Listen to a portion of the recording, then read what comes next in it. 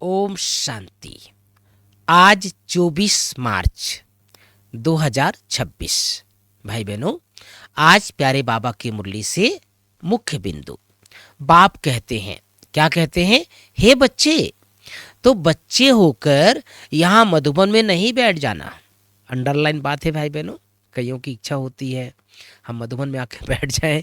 साकार में भी बाबा कहते थे बच्चे तो हो लेकिन मधुबन में नहीं बैठ जाना।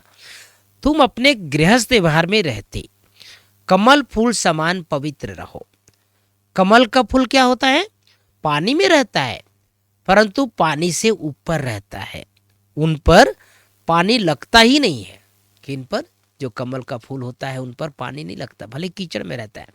दूसरी बात, बाबा कहते हैं बच्चे हमेशा चीरखंड होकर के रहो। चीरखंड भाई बहनों, बाबा ने कई बार बताया हुआ। चीरखंड क्या होता है? जैसे दूध और चावल दोनों मिल जाता है ना, तो सिंधी में इसको चीरखंड कहा जाता है। अगर लून पानी होकर रहते हैं, लून पानी अर्थात पानी में नमक, चीरखंड अर्थात दूध में चावल, अगर लून पानी होकर रहते हैं तो बहुत डिसर्विस करते हैं, कोई के नाम रूप में फंस पड़ते हैं, तो यह भी बहुत पाप हो जाता है। माया क्या है?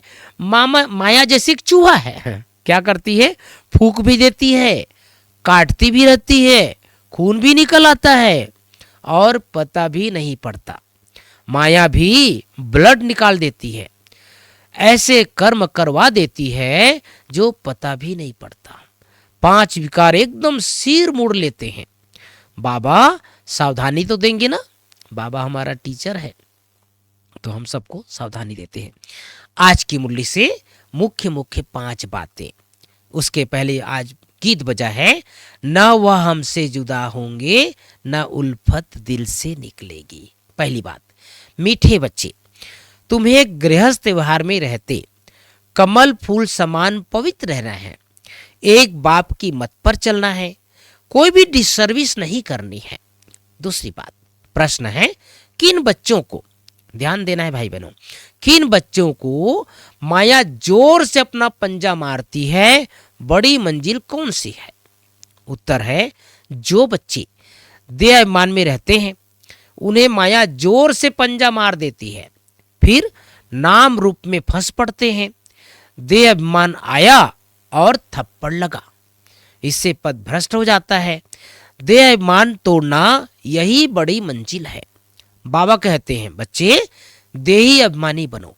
जैसे बाप ओबीडिएंट सर्वेंट है, कितना निरहंकारी है, ऐसे निरहंकारी बनो, कोई भी अहंकार ना हो। तीसरी बात, बाप समान निरहंकारी बनना है, किसी से सेवा नहीं लेनी है, किसी को दुख नहीं देना है, ऐसा कोई पाप कर्म ना हो जिसकी सजा खानी पड़े। आपस में चीरखंड होकर रहना है, एक बाप की श्रीमत पर चलना है, अपनी मत पर नहीं।